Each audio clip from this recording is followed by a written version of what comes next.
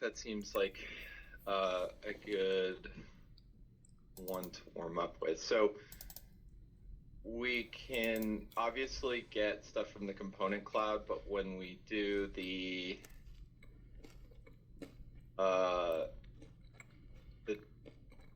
step model that it provides is probably going to be a step model for a full length piece of cable duct that we can't modify because it's a step model, right? Mm-hmm. So we can create a part that is just using the DTM cable duct that makes it dynamic, makes it adjustable, and we don't worry about showing a cable duct. We have like a default symbol that a default 3D model that will appear in its place, right? Just kind of a funnel. So where is the cable duct that is there a reason it's so narrow?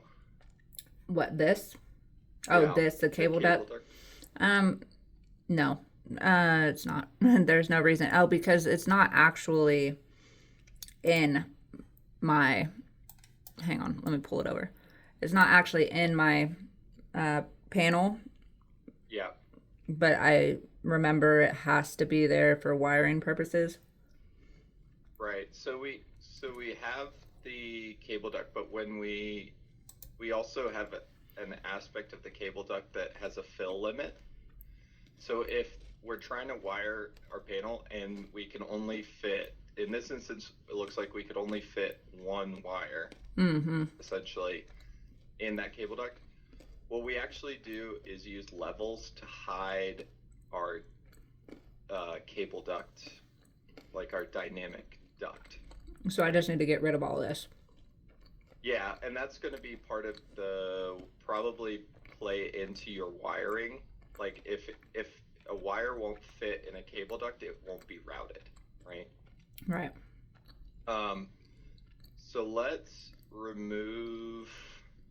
So the way to do that, the best way to do that would be to hold control and select that cable duct so we can see all of it in our device tree.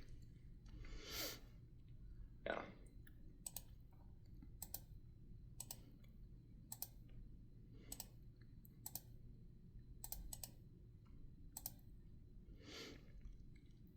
And it's fine if we don't, it's fine that we're not going to actually use it in reality. That's kind of the point of the dynamic cable duct, is that we can add it without it actually showing up in a BOM. But Yeah, let's I add guess I don't really need the cable duct or the DIN rail to show up in a bomb, so it's not really imperative that I change I change it. So I like to have dynamic. I like to have, well, so if you were using cable duct, it's nice to have it in the bill of materials, right? It's like just an added piece. The same with the DIN rail.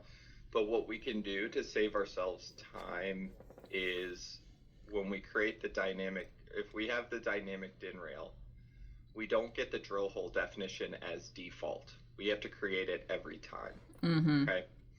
What we can do with having a fixed part in our a component that is the DIN rail means that we can actually have the spacing that we want as default. Okay. Okay. Yep.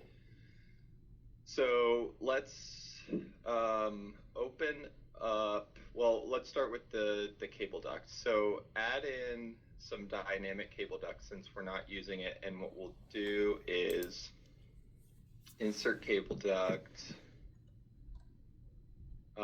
And then, are you using your higher level assignments? No. And okay. I just don't know how. Okay. So higher level assignment and the location is going to help with sorting the objects. And most often, the way that I use it is higher level assignment would be if there was. So I worked in SCADA and I did SCADA interconnection controls for solar power plants Mm-hmm. in North Carolina, and that was kind of my background. Um, so we would sell like a project, which would be like 3 or 4 enclosures, like one main control panel SCADA enclosure, and then like 3 remote SCADA enclosures, Mm-hmm. right? So my higher level assignment in a project like that would be if I have 4 enclosures in this project, that's my higher level assignment distinction. So, you know, and main panel would be, or like the main panel would be A1, and then you'd have the 3 remote ones like R1, R2, and R3. Okay. Okay. Your location is then where those devices are inside of that one enclosure. Gotcha. So that The re that Yeah, so like this whole panel, this entire panel has the same higher level assignment, right? mm-hmm. And then the location is going to be the mounting plate, the door, the sidewall, field devices, you know, things that might be external. Okay. That's going to help us with our report structure, but it also kind of helps organize things a little bit, where your device tree structure right now looks like it's sorted by Part numbers, component, yeah, part number, right? which made it Um, easier for me to find things. okay. Um,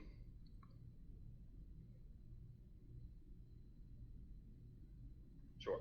So we can have a new tree, right? Yeah. That you could right click on in that window and add a tree control property that's like your components tree, and that you could just sort by component name, right? So should I make that? Yeah, if you want, you can add an icon that makes sense.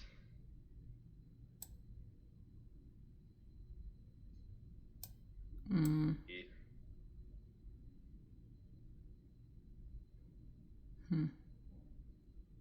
E for components to do that. Yeah. You can always change it later. Okay. So here you want devices, and if it helps keep you organized, then in the devices for the info column, you would say, I want to see the part number, so the component name.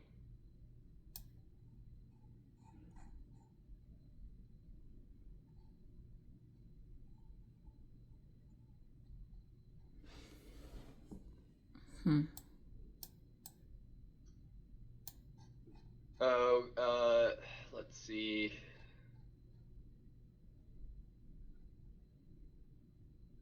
Maybe a description. No, description's the a separate one.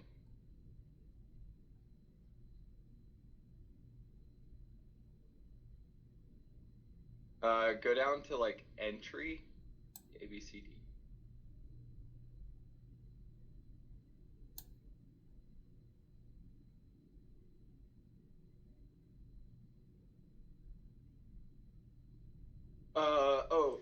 Okay.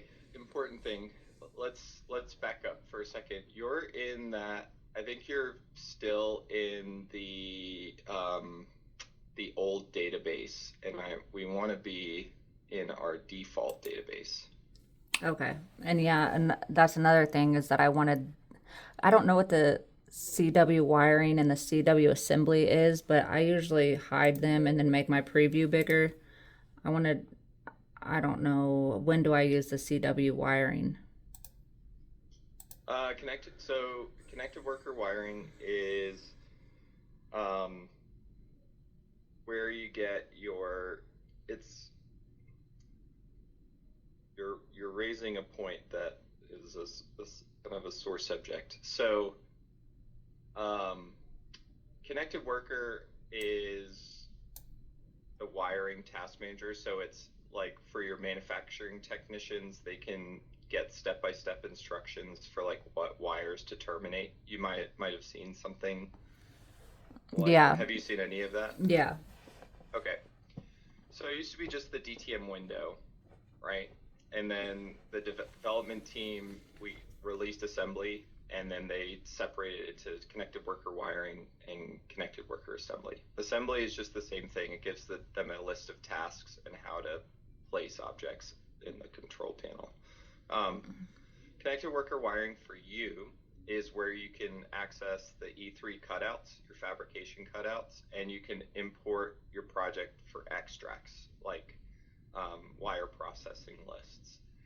But if you don't use it, you're not going to be using it until the end of the project. So it's fine to have it hidden. And then how do I save this workspace and have it be my default every time I open a project? So you would go to View and go to Workspace Configurations, and then you can save that as your Tori workspace. So just hit save, and it saves the current workspace. But I would leave that checkbox turned off. Okay. Okay. Database. Yeah, so you've been building this project with this database, correct? I think so. What's the other option? So the one that we mapped in our last session was the DTM default database. So if you right click on that C users public documents in the component tab. C users. On the right hand side where it says component. Yeah, right under, see right there. Let's go to select database, and let me just see, expand that window and hit the drop down on the component.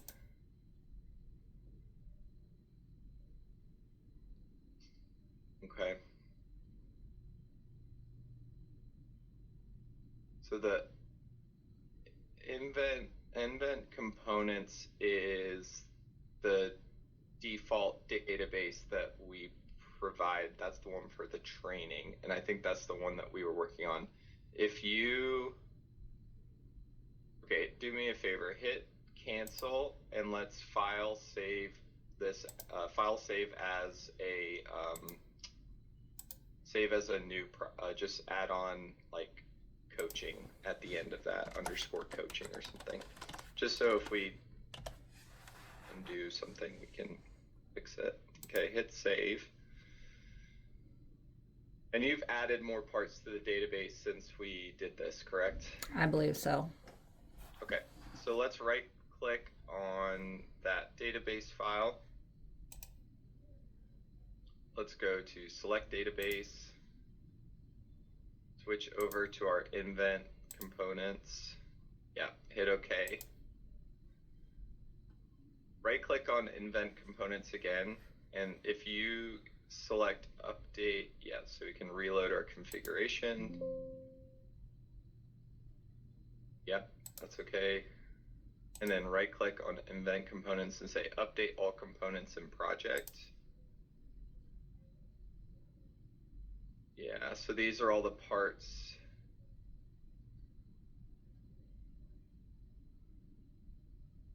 These are parts you added from Component Cloud, correct? Looks like it, yeah. Yeah, but I don't want to, see, that's the thing, I don't want to update those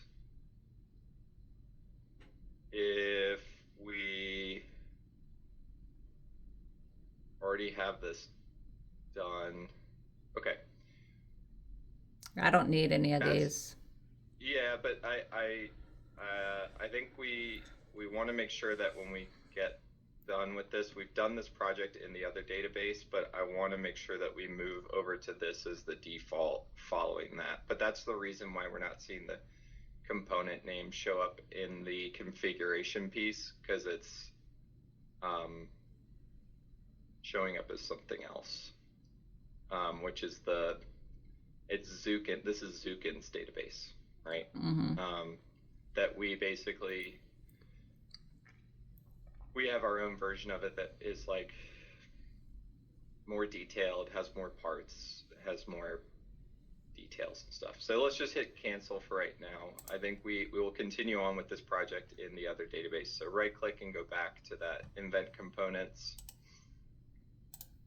Right click and go select database, and let's go to, C users. That one. Hit OK. Okay. What I want you to do is I want you to go, okay, let's go to DIN rail in our, or mounting rail, I think is what it's called in the component library. So you're going to go down, scroll down just to the class folder. We're just going to find mounting rail, or I think that's what it should be. Yep, mounting rails. Okay, and let's take scroll down to the 210.112. That's the one that I use as default. And I want you to right click first. So we can do the model first, or we can do the component. So let's right click on the model, and let's say new model. Okay.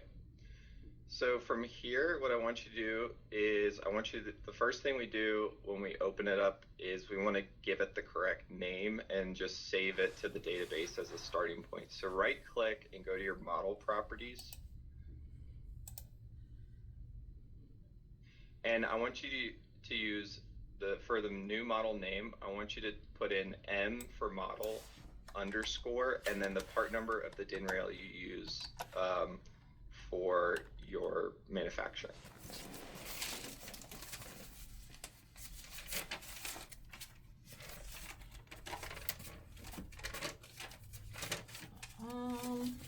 It'd be over here. Look at the name. It is this one, but it's not there. It's not even there, but you want me to put that on there? No, I don't want to use the step model. See how it's a physical, like it's a normal component, and then the other ones are assigned as rail, in rail.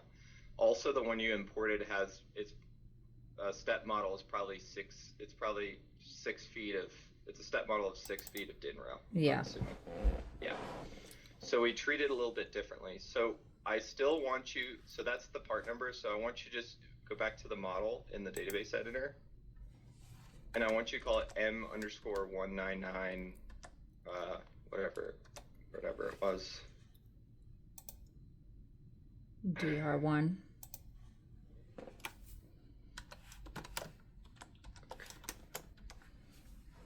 Okay. Then do you see how it says model type mount? So it's not a device, it's a mount, which then changes how DTM treats it, and it has the functionality of a mount. Now we want to change the measurement units to inches, and then all of this information we can remove most of it. So if we want to delete an attribute, just check or select the gray box on the right hand side, right click on the gray box, and delete the attribute. Now if you select that and hold shift, can you hold shift and then right click, can you select, you delete multiple? Perfect. Okay, so then in your description, we can always change it, and it's less important for the model. It's more important that we have the attributes that we want accurate for the component, because that's what we see on our reports. But you could just put in for right now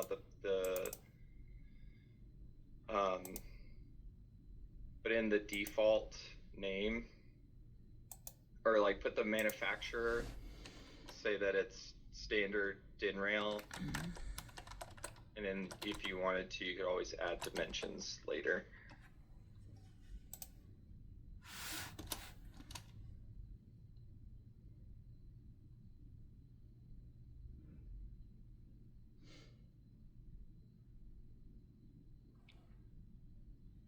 Okay. Let's hit OK. And let's right click and save it to the database. Okay. Now let's right click again and go to model properties. So for our shape, we don't want to add, we're not adding a mounting description. This gets mounted on the plate. If we have a slot point there. Mm-hmm. That's where we want that slot point to be TS35, right? So that's in the slots and pins tab. So this has a slot line that's already set for TS35 millimeter, right? Mm-hmm. But this doesn't get a mounting description because it's just getting mounted on the plate. We just say you can't mount it on rail. Okay. Okay. So this is actually pretty much good to go. So we hit OK. And we right click and save this to the database one last time just to make sure. Okay, now because we're going to go modify the component level, I want you to go to your tree, the editor tree on the left hand side, and just delete this model from the tree. The only reason for that being I want to open it up on the component level, and I want to see it updated to what it is currently. So we've essentially checked it back into the database. Go back to your, now we want to go to your component. So that's the 199 part that you already added. Yeah. Let's choose 199 DR1, right? Let's right click on the component level. And on the component, that's the model. Component level and edit. How do we know which one it was? 199 dash or 199 not dash? Those were the ones that were, those were imported from Component Cloud. We're probably going to end up deleting those. This is the one,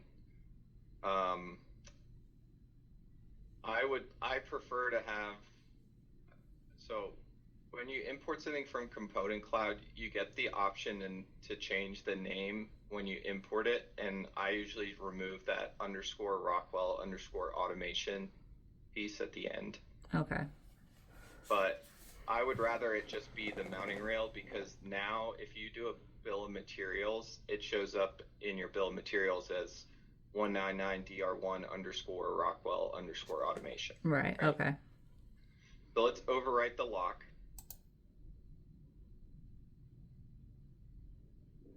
Okay, so there's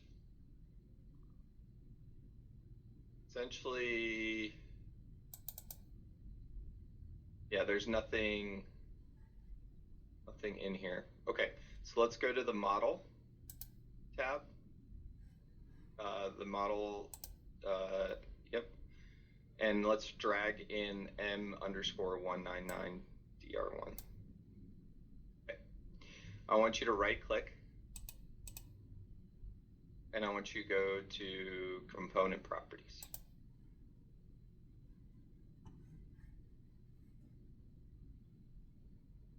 And give me 1 second.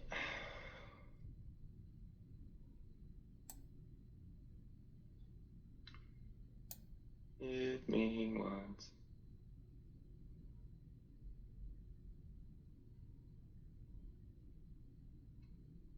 In the chat, I'm going to give you the, you've already got it. You've got the necessary description there and everything. I was just going to give you the spec sheet information, but that's fine. See where it says device letter code? Is that, can you edit that? Yeah. So, I use DIN, DIN. So like every time I drop a piece of DIN rail in my project, it's going to be DIN 1, DIN 2, DIN 3. But you could use R for rail. You could use D for DIN. It's up to you what your preference is. Can I do it like that? Yeah, yeah. Okay. So the device letter code just means what it's going to be called in the project, right? Power supplies, PS, circuit breakers, CB. But a lot of this is going to be personalizing it to what makes sense for you and what makes sense for your technicians, right? Mm-hmm. So let's hit. Let's go to the drill hole definition. Okay. So in this window, we can assign a default spacing for where you want your hardware, like the screws that go in to mount this to the mounting plate, what that spacing should be. Okay. Mm-hmm. And what we say is basically the first one is the distance from the left edge where you want that first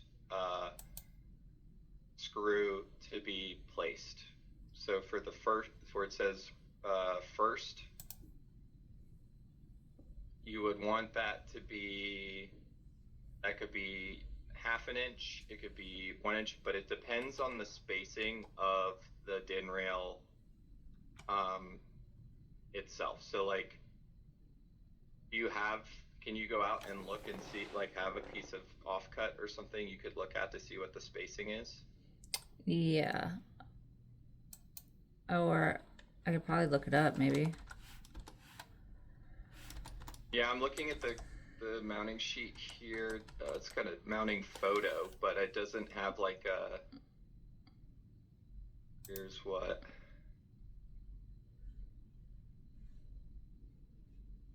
Product details.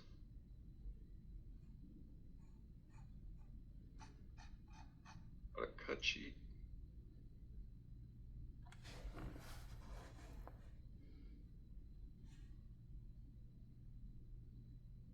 Yeah, they're maybe like a 1/4 inch apart. Right, so like what is the distance from center to center of one of these Holes? yeah, or like left edge to left edge of those holes? It's probably about a 1/2 inch.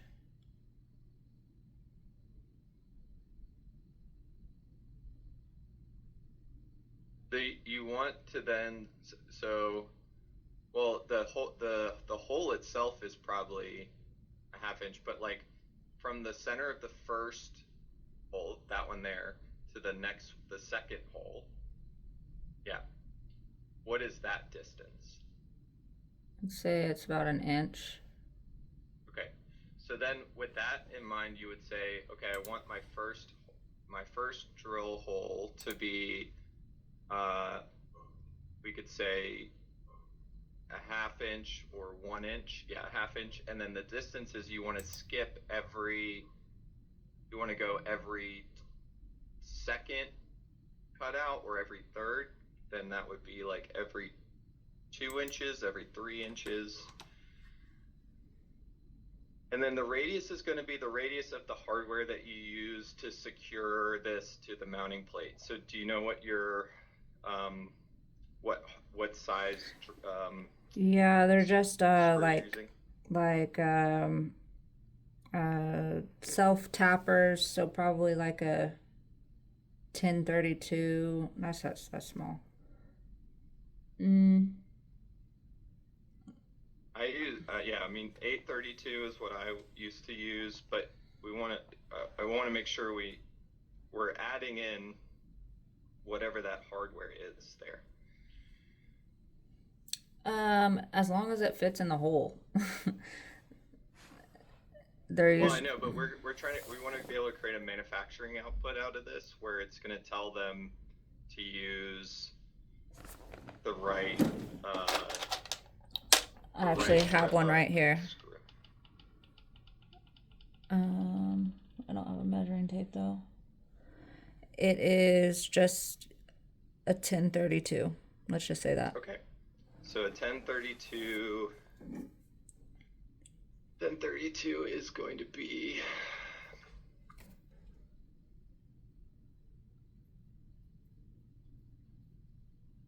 So no one's gonna really be manufacturing these but us, like, and our team is very small. So like as far as important information, this probably isn't that important because we're using DTM, this software, to show clients like what your panel is going to look like, and they don't know whether it's mounted right or not. They just want to see it. Right. So I mean, but knowing how to do this is probably good too. I would say the only reason I would push back on that is that. Mm-hmm. But let's say that, a year from now, you know, things change or right. you move into a different position, someone comes in to take over for you, and then you start doing fabrication cutouts with someone else, and you get $50, 50 panels worth of like the wrong radius. Yeah, that's true. Right. So the radius for a 1032 is 2.02 mm, which you can just type in 2.02 mm and then it will convert it to inches. Okay. So then our last drill hole we want at 0.5, and then our offset is 0, so that's on your y-axis. If you had like it was a drill hole, a top and bottom every 3 inches, right? Mm-hmm. And then your elongated hole grid basically creates an offset that we can use in the event that you cut a DIN rail a little bit shorter, or we want to create like there's an offset because they're cutting it at different intervals, right? Mm-hmm. We're not always cutting it the same. So let's make it a half of the distance. So it's going to be 1.5. And then you can say this is going to be a threaded hole, right? So we can hit OK. Yeah, that looks good.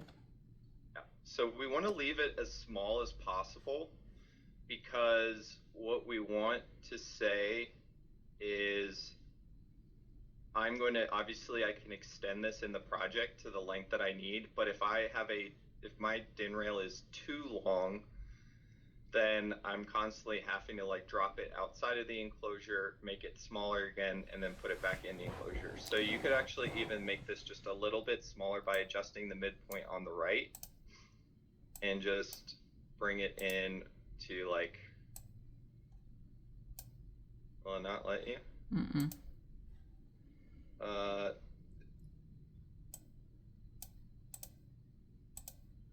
Are you, yeah, it looks like you're,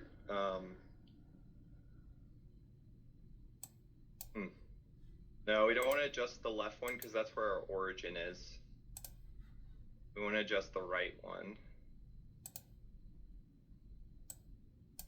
Yeah, it won't let me. Right click on it. Let's go to component. Oh, because this is on the component level. Duh. That's my mistake. This is probably fine, but we can make it smaller. But if we wanted to, let's right click. Let's go to component properties.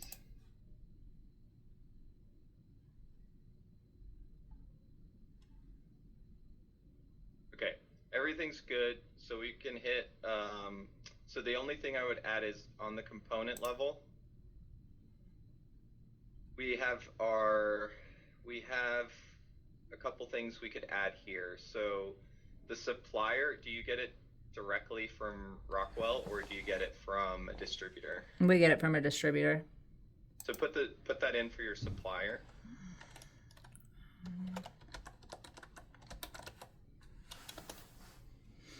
Okay, and then you can add manufacturer as well.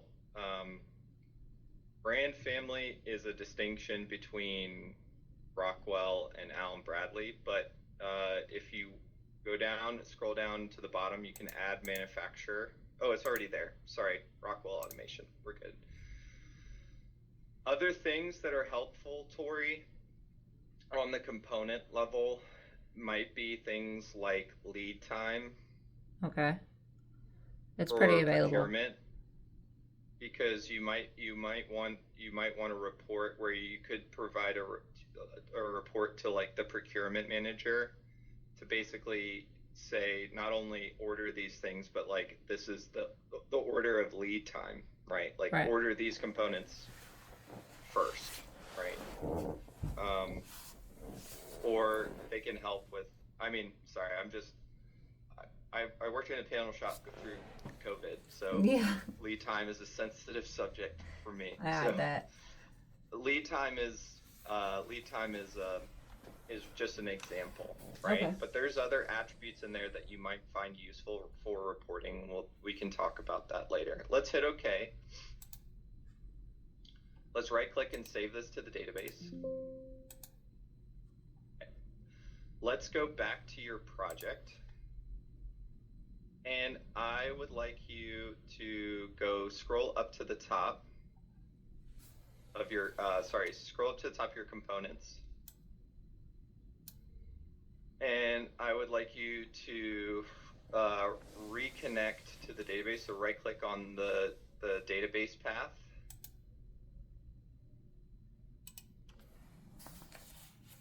And reconnect. Okay, now in the component name, type in your 199 R1.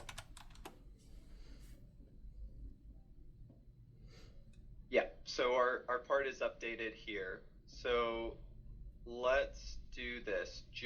Select the DIN rail that's already placed on the top row of your panel. So behind those objects, right click on it. Go to device properties. And I want you to go to component. Component. Hit the drop down, and I want you to select your 199 DR1. Hit OK.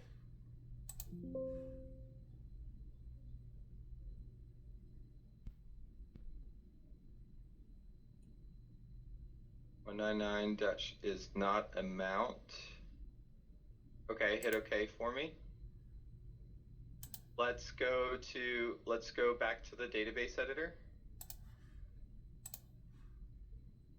Right click and go to component properties.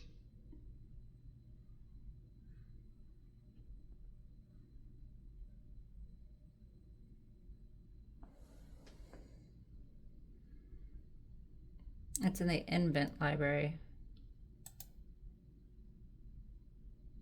Yeah, but that's just the version text. That's fine. 199 DR1.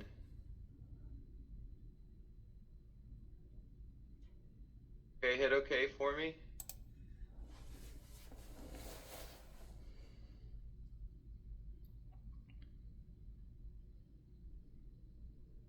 Go back to your project.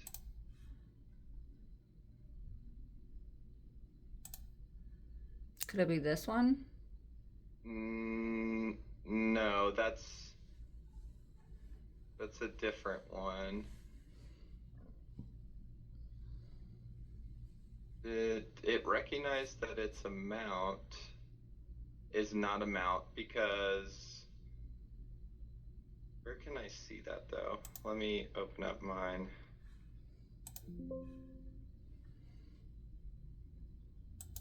I think we set it up as a device and okay, so let's do this.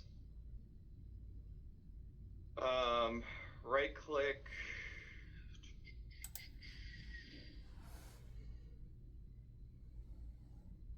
Let me see, right click. I'm gonna open up mine just so we can take a look here.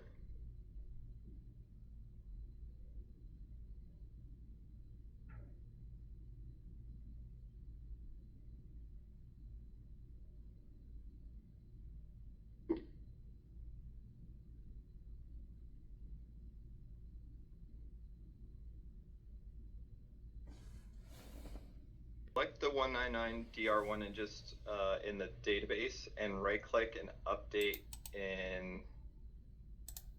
update in project, and then right click on 199 DR1, the model. Update in project. Okay, now let's right click, and go to device properties, and now go to component,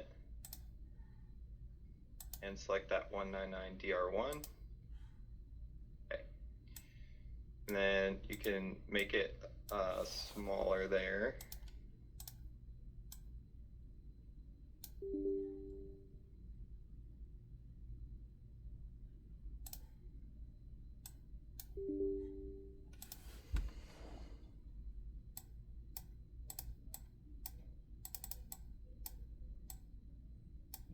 Okay. Can you try and click and drag the It's Can not. you move that rail over? It won't let me. Maybe. Right click on it. Go to device properties. Go to the shape tab.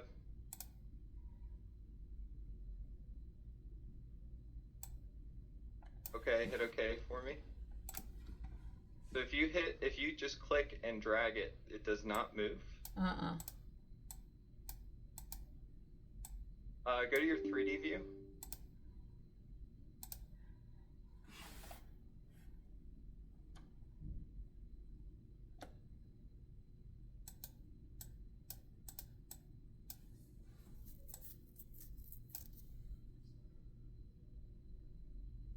Not all mount objects fit on modified rail. Okay. Remove the device, or just remove those terminal blocks. Go back to 2D. 3D is just going to make it more complicated for us than we need.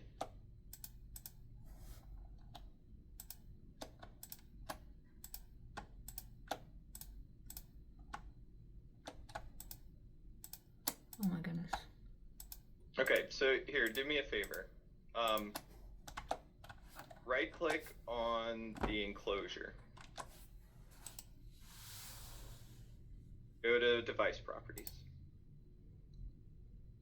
Lock the enclosure body. Hit OK. Right click on the mounting plate. Device properties, and lock it. So we can hit OK. Okay. Now just scroll up just one notch. Okay. Left click, because the enclosure and the mounting plate are locked into position. We can click in above the terminal blocks, draw a box around them, click and drag a box around them. Oh, okay. And then move them. It's not. So when you do that, it looks like you're doing like a, I'm not really sure why that's. I'm trying to control M and it's not pulling up the hand. Oh, just right click on them. Just right click on and go to unlock the objects. Unlock objects. Oh, Okay. duh. Okay. So locking the objects is fine. It's just, yeah. So now can you adjust, right click on the DIN rail? Okay, so that's okay. So now can you adjust the size and bring it in? Okay. Now can we bring the devices back on?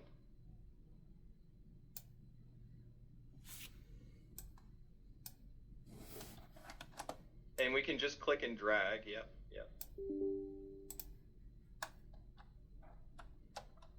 Okay, so let's look at. Okay, so what we can do is draw a box around all of those objects. So the DIN rail, all of that. Yeah. And then align them all to the left. So use your alignment tool up at the top. Make your, so you see your offset is actually 1 and 3 right now. You want that set to 0, or it's going to create a 1-inch offset for each of those. Right here, Yeah, just make that 0. both of them. Yeah. Align them to the left.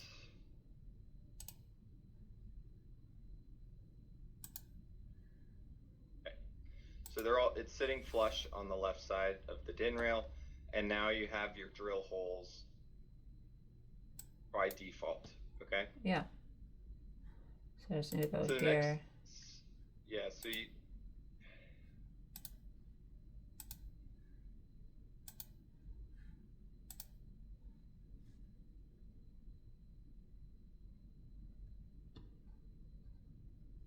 okay.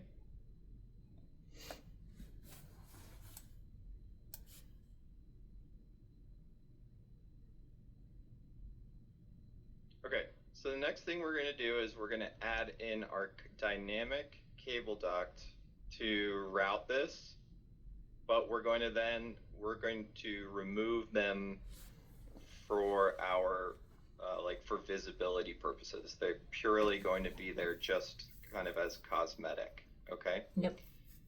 So add in your dynamic cable duct.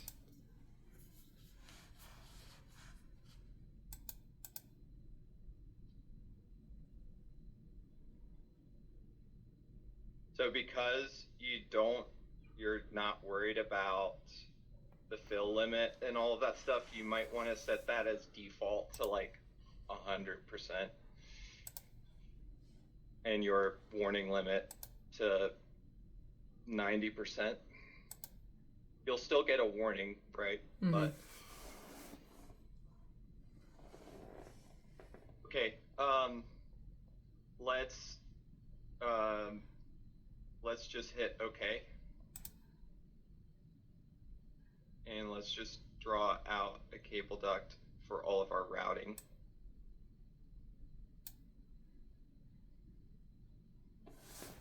Can I copy paste it? Mm-hmm.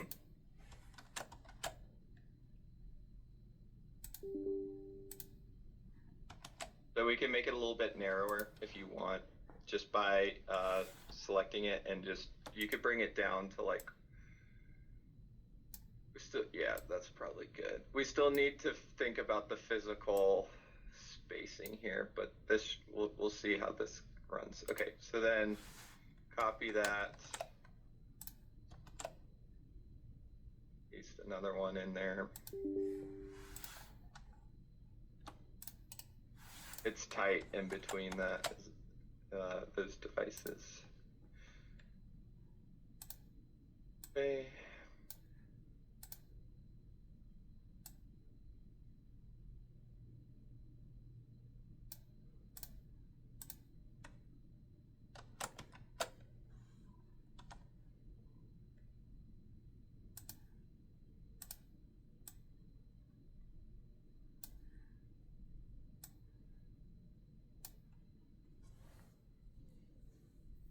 Will that work?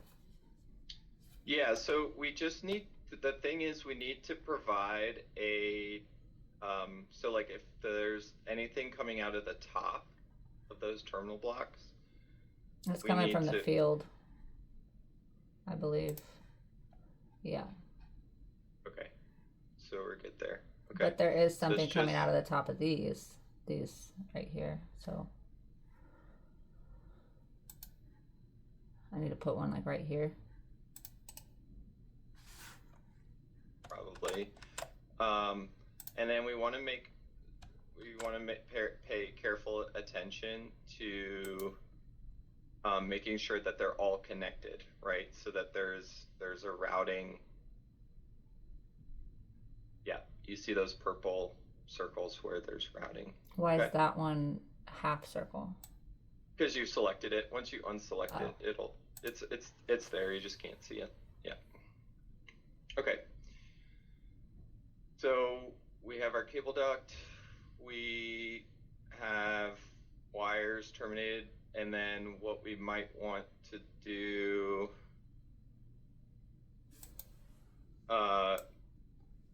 Yeah. So we want to have. Is that how that's set up in the project vertically? There isn't one. Oh, okay. I don't know why I put it there. Well, only you can answer that, Tori. Can't help you with that. So I don't need it. Okay, so deleting it still leaves it in the device tree, right? But if we want to delete it from the project, then we just delete forced. So jump to it in the hold control, and you can jump to the device tree, or just do that. Yep. Go ahead and right click and delete forced. Okay. All right. Okay, so we have our cable duct. We now have our DIN rail with the, yeah, you want to be able to terminate those as well. Okay, so let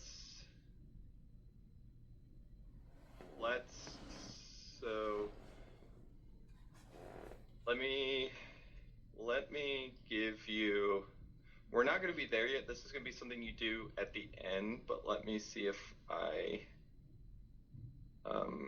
pull up this.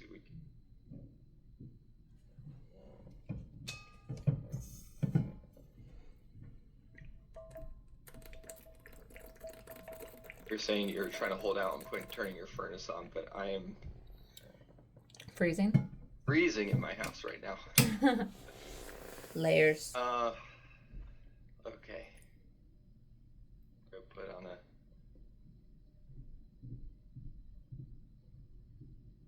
Heaven forbid I actually put the heat on. Okay. So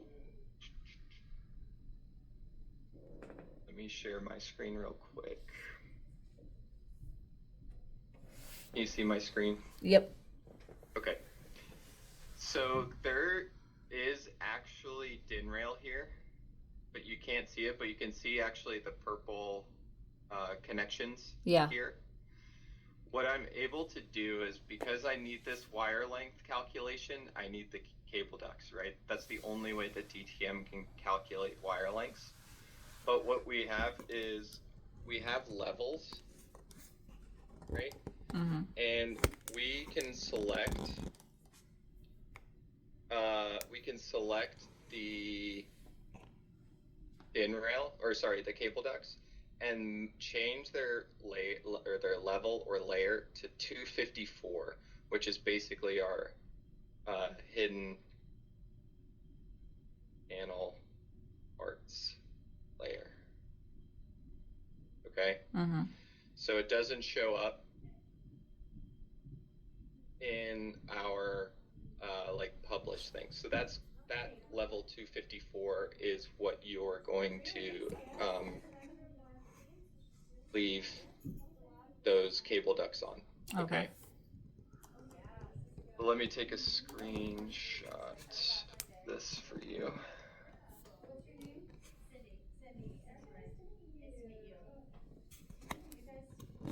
Oh, Jack.